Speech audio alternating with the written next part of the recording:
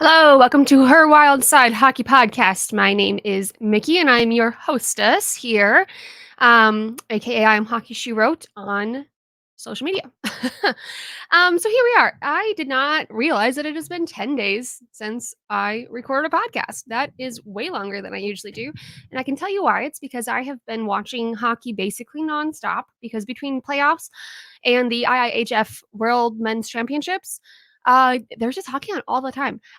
I even went so far as to actually pay for a month of Sling TV so I could actually watch NHL Network.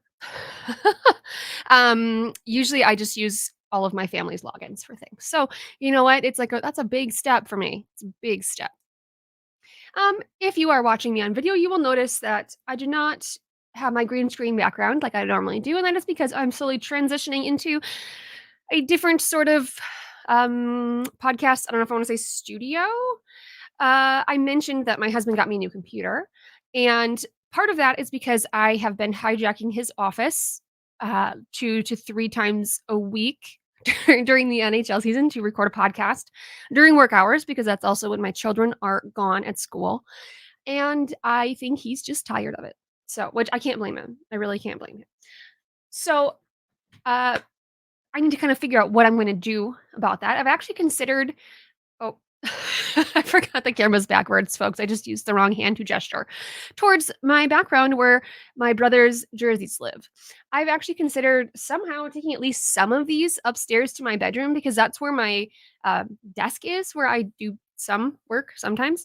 Um, but once again, there are like 152 jerseys on that rack, and it takes a lot to move, so I'm definitely not moving the entire thing. And my bedroom is also not that big. So we will figure something out. But until then, I'm just kind of figuring out what I want to do. I need to figure out logistics, just logistics of things. So yeah, that's where I'm at. It is currently May 17th, Friday. We are in the afternoon. My children will be coming home from school soon, which is why I was like, hi, get out of your office. I need to record. Because I have lots of thoughts. And I actually stopped watching the USA, Team USA, against what they Poland right now. I actually was like, you know what? I need to go record. I can't continue watching this. Because if I mean, we'll get into Worlds a little more in like a little later in the podcast, but let me just say that I'm actually pulling for Team Sweden. Like, sure, rah rah USA, let's go, but Team Sweden is where my heart's at. So let's talk about playoffs first. We have had some incredible hockey lately. Some just absolutely incredible. Yesterday specifically, between Worlds and playoffs, we had the Rangers come back, score 4 in the 3rd period to win the series over the Hurricanes. That was insane. When they scored that empty net goal right at the end, I, like, actually yelled. I, like, actually yelled an obscenity because what? Now, when I'm watching playoffs, my kids are always like, "Which team are you cheering for?" And with the exception of, like, I'm actually cheering for the Canucks. Most of these games, I don't really have much skin in the game. Rangers, okay. Hurricanes, okay. I think I actually picked the Hurricanes in my brackets, but at the same time, it's like, okay, if the Rangers went on, I like Matt Rempe. Like I can usually find at least a handful of players on each team that I can root for, even if I don't want to root for the team. So I've decided that Rempe is who I'm cheering for, just because he. I was gonna say he's calmed it down in the fighting, and like he has mostly because no one wants to get hurt in the playoffs.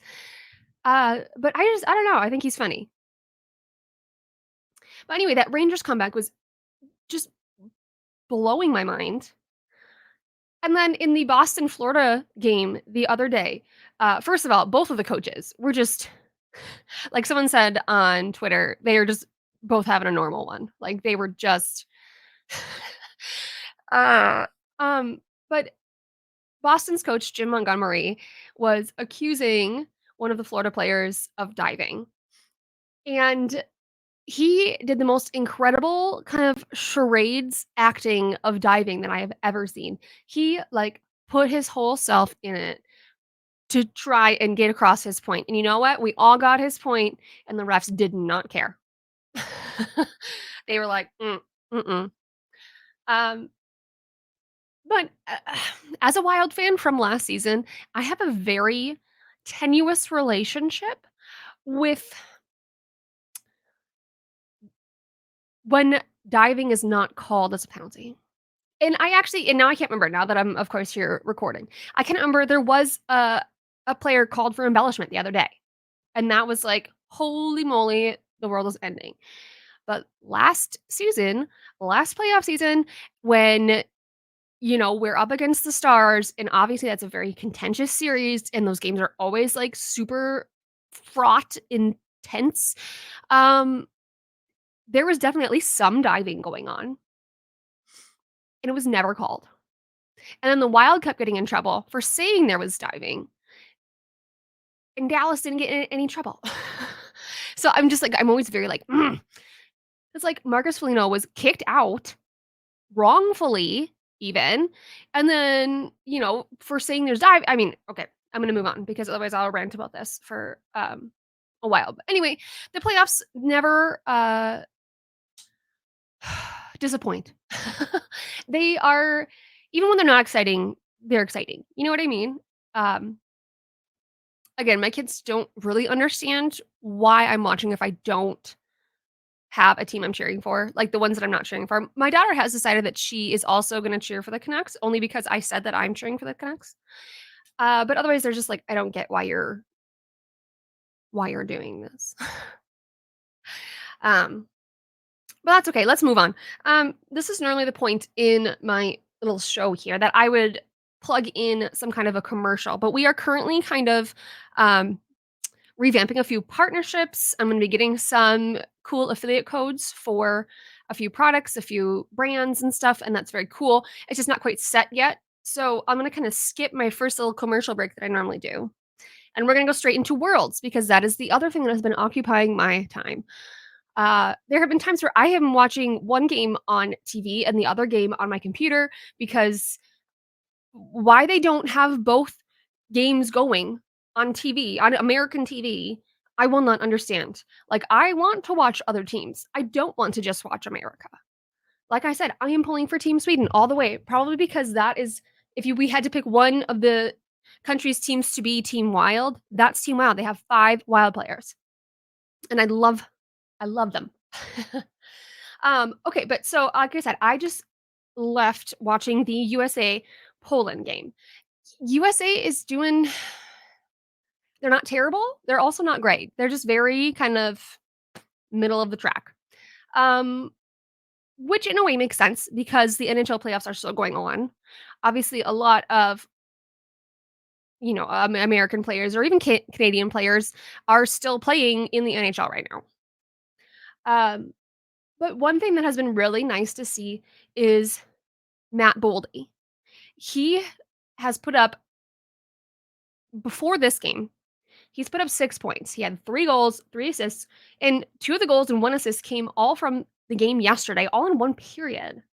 He hopefully is kind of ironing out his consistency problem because the biggest issue with his game this past year, and I know it bugged a lot of people, was his consistency.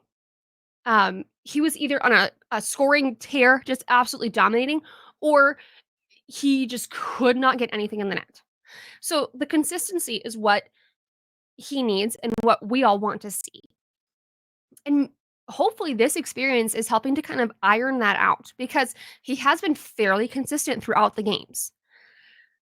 There's still plenty of time to go in Worlds, and we'll have to see how else he does, but he has just been even when he's not scoring, he is making really good, scoring chances, really good plays. It's been nice to see that coming from him. Austria is also doing really well.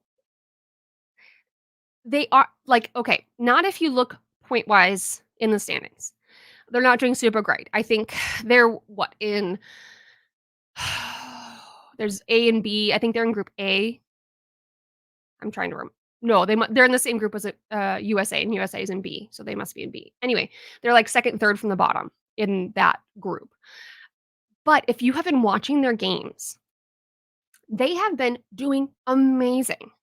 They have been taking these teams that are much tougher, have way more high-level players, and have been maybe not winning, but pushing them right to the brink. I mean, really making it tough for them.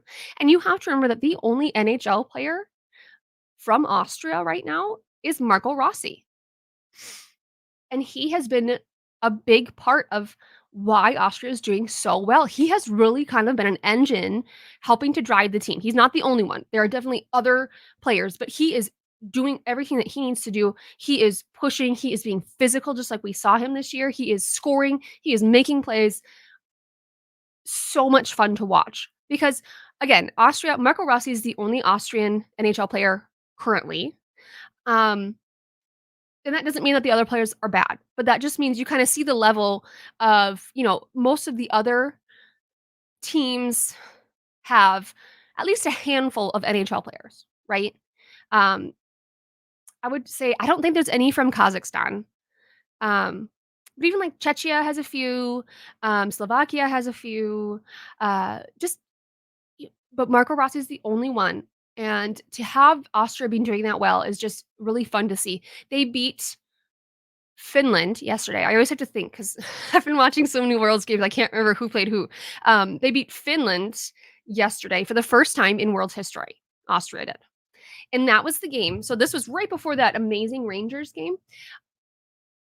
Austria, they entered the third period with nothing, 0 points. I believe Finland had two. They had already scored two. Austria scored, and then with like a minute left, Marco Rossi scored to tie it up. And it was so close. Everyone's like, okay, buckle up. We're going to overtime. Like, this is really cool. What a fun game this has been. Now, obviously, Worlds has kind of the same scoring system as the PWHL, where if you win in regulation, you get 3 points. If you win in overtime, you only get 2 points. So you want to win in regulation if at all possible. It was definitely going to overtime. It had to. There was a minute left. They had a face-off with, like, 10 seconds left. Somehow, Austria scored with 1/10 of a second left. I was trying to explain to my kids how short amount of time that actually is. Like, I got out my little stopwatch on my phone, and I showed them I cannot even press start and stop in less than 1/10 of a second. Like, it was just over that. But I was like, that is how close they were to the end. So good. So good. Amazing, amazing hockey is happening right now, and I hope all of you are able to watch at least some of it or at least the highlights.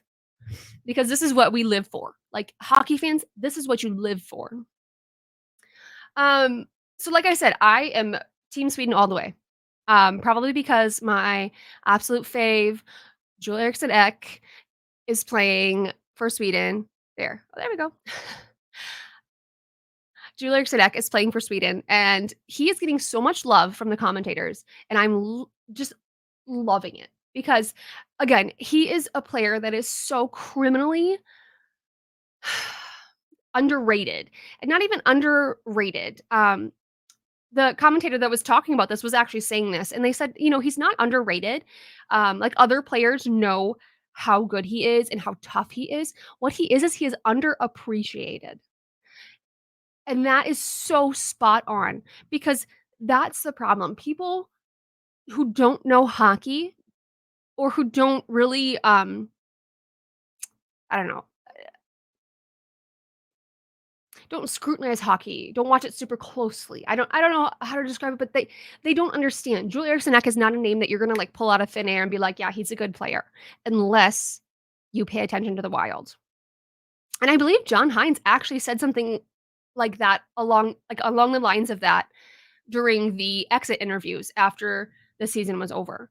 That he did not really know how good Ek was until he came behind the bench. And then watching him night in, night out, every day at practice, you see just how amazing he actually is. But so to hear these international actually, broadcasters talking about how good he is and giving him all of the respect that he is due has just warmed my heart. It has warmed my little stone cold heart. It's not stone cold. I'm absolutely a bubbly, positive person, so I don't know why I said that, but it has been amazing. Um, and I mean, the one bad part is that obviously, um, playing against him, the other USA playing against him, that was tough because it's just he and Matt Boldy were oh, I just dropped my husband's headphones, sorry. They were just going at it because you had to know that Boldy was probably just like, "Damn, like, I wanna do this all the time." Like, he just m makes me so mad at practice sometimes if I'm up against him, and,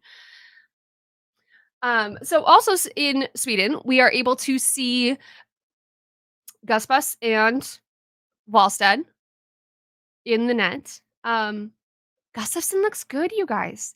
I talked about before how I think Worlds is gonna do so much good for Gustafsson because normally when he goes back home to Sweden, he lives, like, in northern Sweden, somewhere that's a little more, like, rural, a little less populated, and he has talked about how he doesn't really get a rink to skate at until later in the off season. So kind of a big chunk of the beginning of off season, he just has to do off ice training, which he does, like, he's still training, he's just not able to get on the ice and do the things that he needs to do. So having him kind of extend the amount of off season where he has access to a rink, not just access, but, like, obviously practicing with other, high level, NHL level players, um, is really good for him, and that can maybe help him find some of the more consistency that he needs, work on that, the mental game that he has to play. I think he's been looking really good. I believe he has started in net 2 games. It's Gustafsson, Volstead, and then Urson. And they've all kind of been played pretty regularly, I think. Well, I think Volstead maybe only once, but both Gustafsson and Urson seem to be kind of, in and out starting. So, um, it's been really nice to see him in a different setting and to be playing well. And that goes also for Marcus Johansson. Jojo had a rough year. I'm not gonna say it was good. What I am gonna say, so this is something that Anthony LaPanta has been saying, and I absolutely agree, which is that, first of all, Marcus Johansson this year had about the same kind of numbers that he normally does.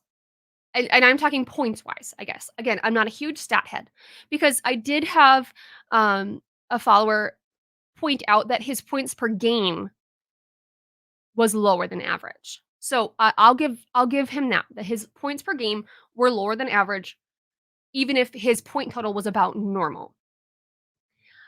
But I also agree when LaPanta says that the contract that Johansson was signed to for the amount that he normally of points he normally puts up, it's a good contract.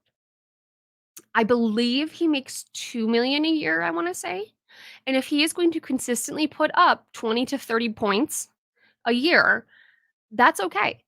Um, I have kind of speculated if maybe part of the problem with Johansson this year was that he was playing a lot up the lineup when he shouldn't have because of all the injuries, there wasn't really anyone else to sub in. Um, Now I'm sure someone out there is gonna be like, "Oh, but you could have, put this guy up on second line, and you could have done this and that," and yeah, could you have? Sure, but that's not how it works in the NHL. That's not how it works. You're not just gonna take a fourth liner and drop him in on the second line unless you are really pressed. And you know what? Honestly, I think at least one game where there were so many people out, I think Duhaime actually did skate second line. So did it happen? Yes, but I'm saying that's why he was consistently there. I think having him on the third line, I think he would fit in a lot more there. And next year, yeah, that's probably where he's going to be with all the young guys coming, all the rookies that are coming up. We've got Kuznetsov coming back. We've got Ogren coming back. Yurov is staying in Russia, as far as we know. He signed another 1-year deal. Who else am I missing? Riley Height. They're going to try and give such like a huge opportunity for him to make that starting lineup like opening night. So I think if he is a little bit lower down the lineup, I think it would not be as big of a deal. But I hate hearing people complain about, oh, well, he's scoring at Worlds. Why didn't he do that in Minnesota? And it's like, okay, he did. He was just very inconsistent. But you know what? That's how he plays. And was he amazing when he was traded here and he just clicked with Boldy in the playoffs? Yes, but that was not normal JoJo.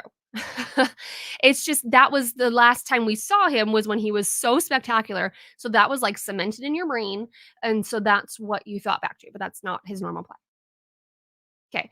I'm also going to you know what?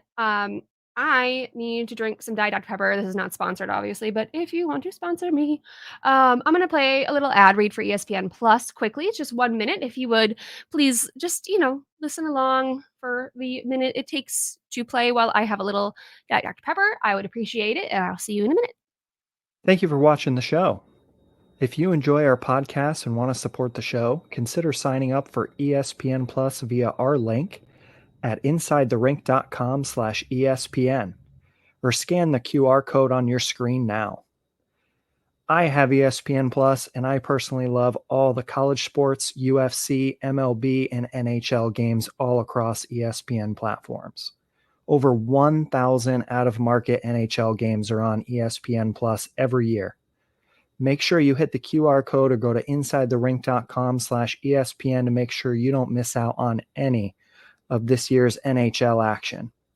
And if that wasn't enough for you, ESPN Plus is currently offering a bundle of ESPN Plus, Disney Plus, and Hulu for $14.99 a month.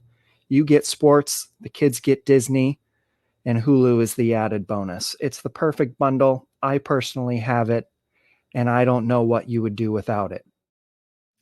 Welcome back. One thing that I've been thinking about while I'm watching Worlds is that this year, I think the Wild not making the playoffs was probably one of the best things that could happen to them. And here's why. I think number one, this is a wake up call because they had a lot of, I don't know, just a lot going against them in general. The salary cap, injuries, just the timing of things, all sorts of things against them. And they pushed at the very end. They were trying. And did they play crappy? Yes, but there were definitely players that were trying so hard and they were just doing what they could. But number one, I think it's a wake up call. Number two, I think having some of these players go play in Worlds is better for them than playing in the playoffs. And here's the thing, playoffs, you are putting your body on the line. We all know the stories. We know the stories about the injuries and Matthew Tkachuk playing with, like broken ribs and a broken collarbone and like all this crap where it's just like, no. But in Worlds, you're not going to push through that. If someone gets injured in Worlds, they're done. Like they're not going to push through. Do they want to win Worlds? Of course they do. But it's not the Stanley Cup. It is different. And it is not as physical. They're not fighting. And this is not like we need to play to the death for the Stanley Cup. This is like, we are going to play our hardest. We're going to play, we're going to do the hits that we normally do. But it's a different level of intensity. And I think that is going to benefit the players that are there. I think it's also good for some of these players to play with other teammates. So Matt Boldy, he's playing with, two completely different line mates than he would normally and succeeding. It's been him and oops, sorry, that's my go to the bus stop alarm, but that's okay. My husband will. Boley has been playing with Johnny Gaudreau and Brock Nelson on the top line for USA. And maybe having different players is helping him, kind of forcing him to find some consistency in his game. Um, I wonder again for Gustafsson, I wonder if playing in net behind the Swedish team versus the Wild and in a different sort of um, structure, a different tournament, a different thing. I wonder if maybe there's just a less of a level of kind of mental. I'm losing words now. Of like his mental health can be better because it is not as big of a deal, I guess. That's not quite as eloquently as I wanted to put it, but, just he's able to kind of take a breath. It's not all on him.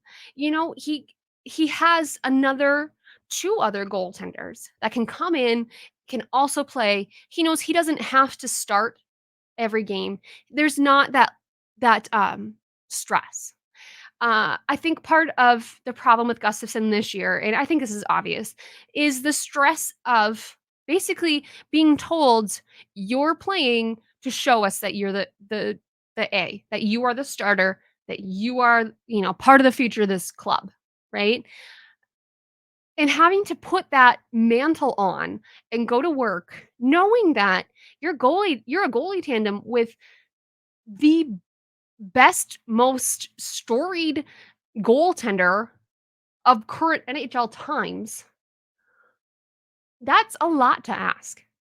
Because while Marc-Andre Fleury also struggled this season, he is still Fleury, and he is still amazing, and he kind of popped back to himself. And so telling Gustafsson that, like, you have to, like, beat out Fleury for this, I think that's gotta be hard. Um, so I think Worlds is just this totally other level, and I'm hoping that this will kind of help some of the issues. I have a few other just little blurby things. So first of all, Vladislav Firstov, his contract, he was put on unconditional unconditional waivers so that the Minnesota Wild could terminate his contract. So first off, if you don't remember, he was playing in Iowa, and then he was like, I have this. Well, everyone kind of thought he was just like, peace out. But he did have a really good opportunity to go play in the KHL for a coach that was very, very, had a really good long history, great hockey player. And it was just a really good opportunity that first off could not turn down. So he went and did that. Now, when his KHL club was out of the playoffs, kind of like how they did with Kuznetsov, he came back and went to Iowa. Played with them until the end of the season. It's obvious, though, that he was looking to see if he could kind of find a way to play up to Minnesota. And when that didn't happen, he's like, "You know what? I have a better opportunity in the KHL. I'm not gonna sit here and keep playing in Iowa." And I don't blame him. I think it's different when it comes to Russian players to, the KHL in general. KHL is a great league.